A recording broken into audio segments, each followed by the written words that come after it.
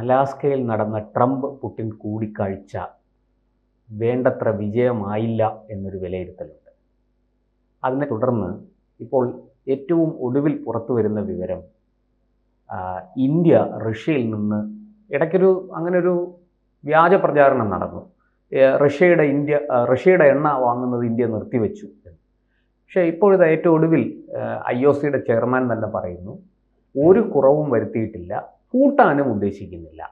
സർക്കാർ പറയാത്തിടത്തോളം കാലം റഷ്യയുടെ എണ്ണ വാങ്ങുന്നത് തുടരുക തന്നെ ചെയ്യും.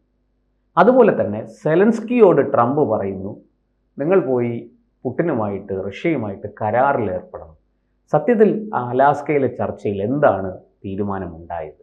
എന്തെങ്കിലും ഒരു നടപടിക്രമം അതിൽ നിന്ന് നമുക്ക് പ്രതീക്ഷിക്കാം? അലാസ്കയിലെ ചർച്ചയിൽ ആകെ ഉണ്ടായത് ട്രംപിന് ലോകത്തിന് മുന്നിൽ കുറച്ച് ഫോട്ടോ പോസ്റ്റ് ചെയ്യാനുള്ള അവസരം ലഭിച്ചു. കുറച്ച് ന്യൂസ് വാല്യൂ ഉണ്ടാകുന്ന കാര്യങ്ങൾ അദ്ദേഹത്തിന് വ്യക്തിപരമായി കിട്ടിയെന്നുള്ളത് കവിഞ്ഞ് മറ്റ് യാതൊന്നും നടന്നില്ല എന്ന് മാത്രമല്ല, സെലൻസ്കിയും ഉക്രൈനും വെള്ളത്തിലാകുന്ന ഒരുപാട് തീരുമാനങ്ങൾ അണ്ടർഗ്രൗണ്ടിൽ നടത്തിയിട്ടാണ് ട്രംപ് വന്നതെന്നാണ് അദ്ദേഹത്തിൻ്റെ പാലം വലിച്ചു കേളൻ വീണു. അത് സെലൻസ്കിക്ക് മനസ്സിലായി. അതുകൊണ്ടാണ് സെലൻസ്കി വളരെ ദുഃഖിതനാണ്.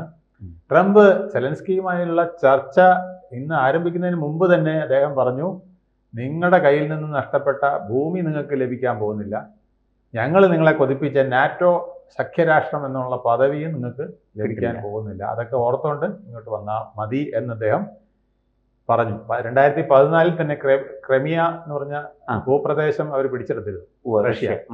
ആ ഭാഗം തിരിച്ചു പിടിക്കണം എന്ന് പറഞ്ഞാണ് ഈ പരിപാടികളെല്ലാം തുടങ്ങിയത്. നാറ്റോയുമായിട്ട് ഐക്യമുണ്ടാക്കിയത്, നാറ്റോ സഖ്യകക്ഷിയാക്കുമെന്നും ഇത്രയും ത്യാഗം ചെയ്ത ഒരു ഇഞ്ചിന് ഭൂമി അവിടെ ബോംബിടാത്തതുണ്ടോ എന്ന് സംശയമാണ് യുക്രൈനിൽ.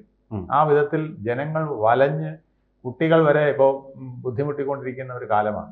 ആ കാലഘട്ടത്തിൽ അദ്ദേഹത്തിനോട് ഇനിയും പറയുകയാണ്, കുറച്ചുകൂടെ കുനിയണം, നിങ്ങൾക്ക് വിധിച്ചതുമില്ല, മുട്ടിലെഴയണം എന്ന് പറഞ്ഞിട്ടാണ് ഇപ്പോൾ ചർച്ചയ്ക്കൊണ്ടിരുന്നത്. അതുകൊണ്ടാണ് സെലൻസ്കി നമ്മുടെ യൂറോപ്പിലെ നേതാക്കളെയെല്ലാം, UK-യുടെ പ്രധാനമന്ത്രി കീർ സ്റ്റാമറേയും അതുപോലെ തന്നെ ഫ്രഞ്ച് പ്രസിഡന്റ് മക്രോണിനെ എല്ലാം വിളിച്ച്, അതുപോലെ തന്നെ ജർമ്മൻ ചാൻസലർ ഫ്രെഡറിക് മെഴ്സ് അടക്കമുള്ളവരെ വിളിച്ച് കൂടെ ഇരുത്തിക്കൊണ്ട്, അതുപോലെ തന്നെ നാറ്റോയുടെ സെക്രട്ടറി മാർക്ക് റൂട്ടെ അടക്കമുള്ളവരെയൊക്കെ കൂടെ 4 സൈഡിൽ നിർത്തിക്കൊണ്ടാണ് ട്രംപിൻ്റെ അടുത്തേക്ക് പോണത്. എന്നുവെച്ചാൽ ഒരനുഭവം ഒരെണ്ണം സെലൻസ്കി കിടക്കുകയാണ്. കോട്ടിട്ടുകൊണ്ടാണോ വന്നത്? ഇങ്ങനെയാണോ പ്രസിഡന്റിന്റെ മുമ്പിൽ വന്നത്? കോട്ടിടാതെയാണോ വന്നത്? ടീഷർട്ട് ഇട്ടുകൊണ്ട് വരാൻ ആര് പറഞ്ഞു എന്നൊക്കെ ചോദിച്ചുകൊണ്ട് അധിക്ഷേപിക്കുന്ന ട്രംപിനെ കണ്ട് വളരെ വിഷമിച്ചാണ് നിൽക്കുന്നത് വ്ളാഡിമിർ സെലൻസ്കി.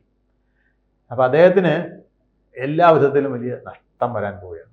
ശരിക്കും പറഞ്ഞാൽ സോറി ഫിഗർ ആകുകയാണ്. ഇതുകൊണ്ടാണ് ഇന്ത്യ ട്രംപിന്റെ മുമ്പിൽ മുട്ടുമടക്കാത്തത്.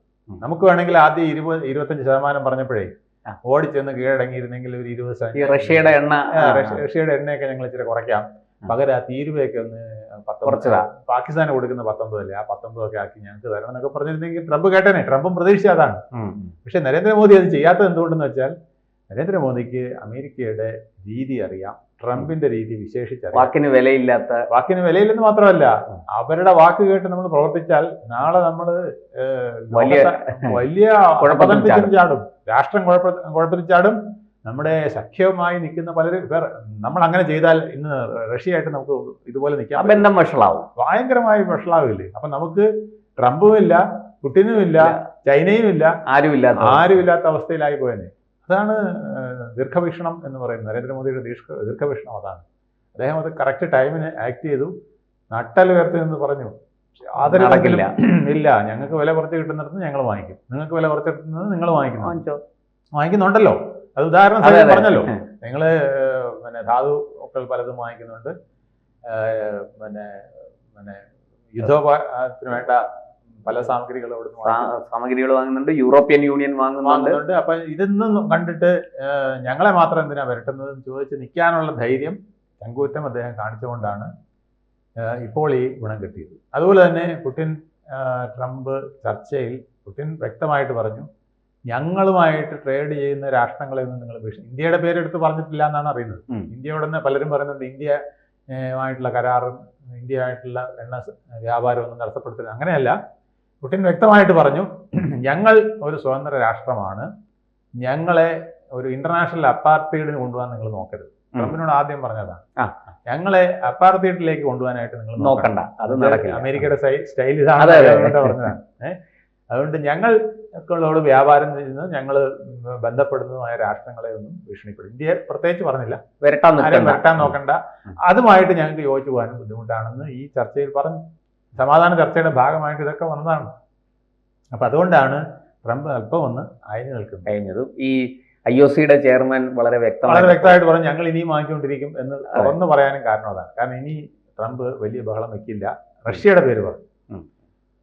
പക്ഷേ ഒരു സമാധാന കരാർ എന്ന് പറയുന്നത് ഇനി ബാക്കിയിരിക്കുന്നത് സെലൻസ്കിയുടെ കയ്യിലാണ്.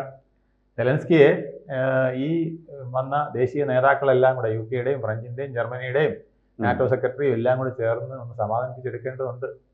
പക്ഷെ അവർക്കും വിഷമമുണ്ട്. കാരണം അവരൊക്കെ പറഞ്ഞിട്ടാണ് ഈ പാവം സെലൻസ്കി ചാടി ഇറങ്ങിയത്, യുദ്ധം ചെയ്തു. അപ്പൊ അവർക്കും ഒരു ഫേസ് സേവിങ് ആയിട്ടുള്ള എന്തെങ്കിലും വേണം. ഒരു പക്ഷേ റഷ്യമല്ല, അവർക്ക് വേണ്ടാത്ത മുക്കുമൂലയൊക്കെ ചിലപ്പോൾ വിട്ടുകൊടുത്തുകൊണ്ടൊരു കരാറിൽ എത്തുമോ എന്നുള്ളതാണ് ഇനി അവസാനം നോക്കാനുള്ളത്. സത്യത്തിൽ ഒരു വെടിനിർത്തലിന് പോലും ട്രംപ് ഒരു വാക്ക് പറയുന്നില്ല. അല്ല അത് പിന്നെ റഷ്യ അതിനൊന്നും തയ്യാറായിട്ടില്ല. പുടിന്റെ മുന്നിൽ നാണം കെടേണ്ടി വരും. പുടിൻ സ്ട്രോങ് ആയിട്ട് പറഞ്ഞു, ഇതിൽ എന്തെങ്കിലും വേണമെങ്കിൽ വെടിനിർത്തലോ സമാധാന കരാറോ എന്ത് വേണമെങ്കിലും എതിർ കക്ഷി ഞങ്ങൾ പറഞ്ഞ കാര്യം കൂടെ സമ്മതിക്കണം. താങ്കളുടെ പ്രശ്നത്തിൽ ഒരു ധാരണയിലെത്തണം. പിന്നെ അത് കഴിഞ്ഞ് നമുക്ക് അത് മാത്രമല്ല, ഇവരെ നാറ്റോ സഖ്യകക്ഷിയാക്കില്ലെന്നും അതിന് ഉറപ്പ് വേണം.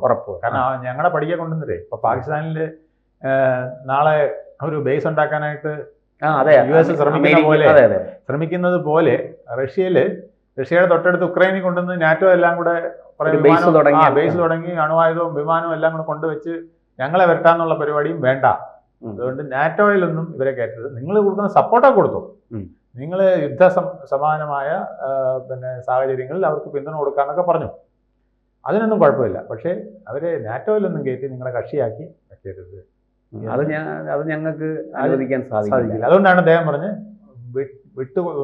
പോയ സാധനം പോയ ഭൂമിക്ക് കിട്ടുമെന്നും പ്രതീക്ഷിക്കേണ്ട, നാറ്റോയിൽ സഖ്യകക്ഷിയാകാമെന്നും പ്രതീക്ഷിക്കേണ്ട. ഇപ്പൊ എന്തൊക്കെ ആഗ്രഹിച്ചോ അതൊന്നുമില്ല. നാണം കെട്ടത് തന്നെ.